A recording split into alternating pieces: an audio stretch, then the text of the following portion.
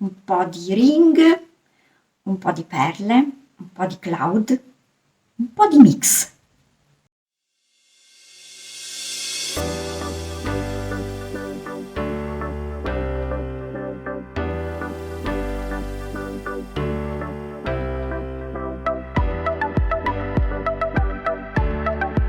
Ciao a tutti, benvenuti, ben ritrovati da Francesca su Figaro Art. Oggi torniamo a parlare di smalti bianchi e quindi, anzi, oggi torneremo a pasticciare un po' con gli smalti bianchi perché ho voglia di fare un po' di esperimenti. Ehm, Voglio provare dei ring, ma con un po' di perle, mm, un po' più destrutturato, magari con qualche effetto nuvola. Non lo so se è una cosa che può avvenire o no. Ho un'idea in testa, vediamo se funziona oppure no. Utilizzerò per il ring questa split cup a 1, 2, 3, 4, 5 spazi. E allora, in realtà con queste tazze qua sono in silicone. Non mi trovo benissimo, cioè mi piace come il colore rimane separato, cioè i vari colori anche nel ring rimangono un po' più separati, però io ho la mano piccola e quando è piena di colore vedete che non arrivo bene alla punta con le dita, per cui quando scende, scende male. Vabbè, comunque ho questa. Adesso dovrò attrezzarmi per trovare qualcosa di rigido, perché questa per me è veramente scomoda. Devo sempre utilizzare un po' due mani e litigo sempre, soprattutto all'inizio della gettata, però vabbè. Voglio utilizzare questa, da tanto tempo che non la uso e oggi usiamo questa. Utilizzeremo il Satin Animal di DecoArt. Qui ho un barattolino un po' usato, un po' sporco, questo è vuoto ormai. E quindi userò, credo, questo, perché ho un po' di white mix pronto, quindi utilizzo quello e sicuramente vari colori che vi metterò poi sotto in descrizione e non lo so, se improvviserò e metterò qualcos'altro ne parleremo alla fine, ok? Quindi pasticciamo. Buona visione.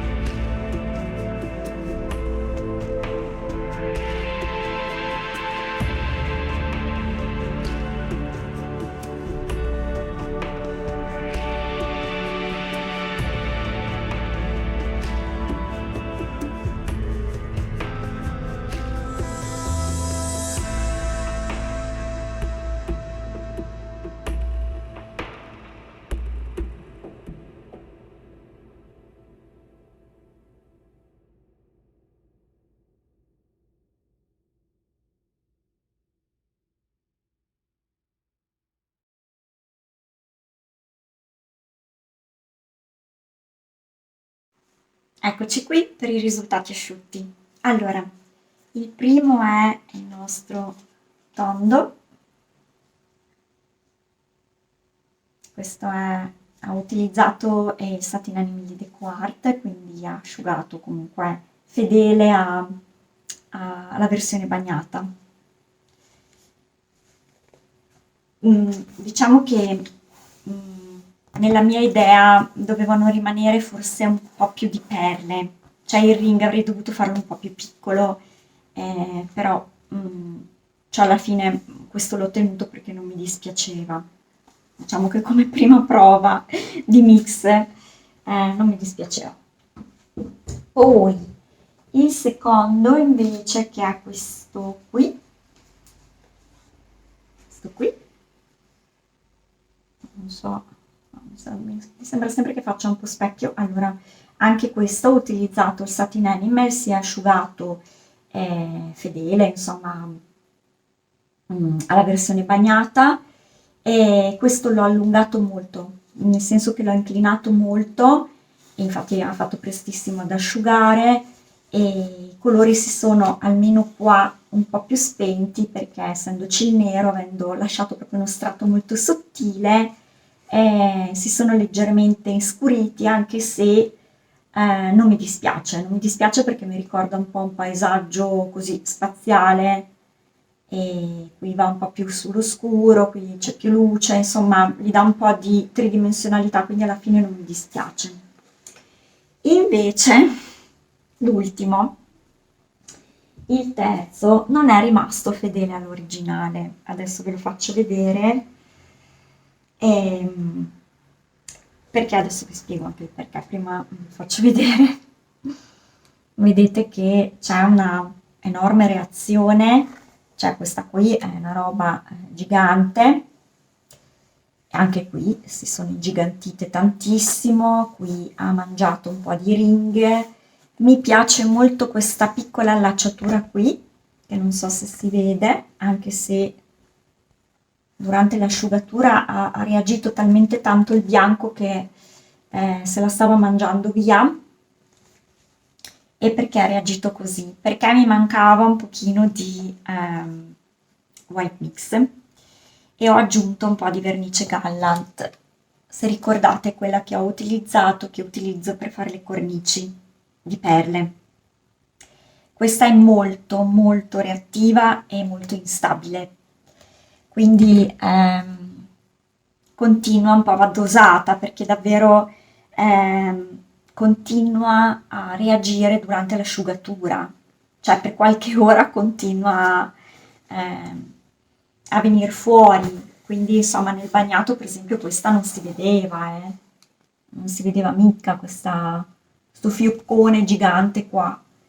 E, e inoltre non so se notate un po', questo anche negli altri, perché comunque sono preparati allo stesso modo, cioè il white mix l'ho preparato allo stesso modo, ma perché sono venute così queste perle?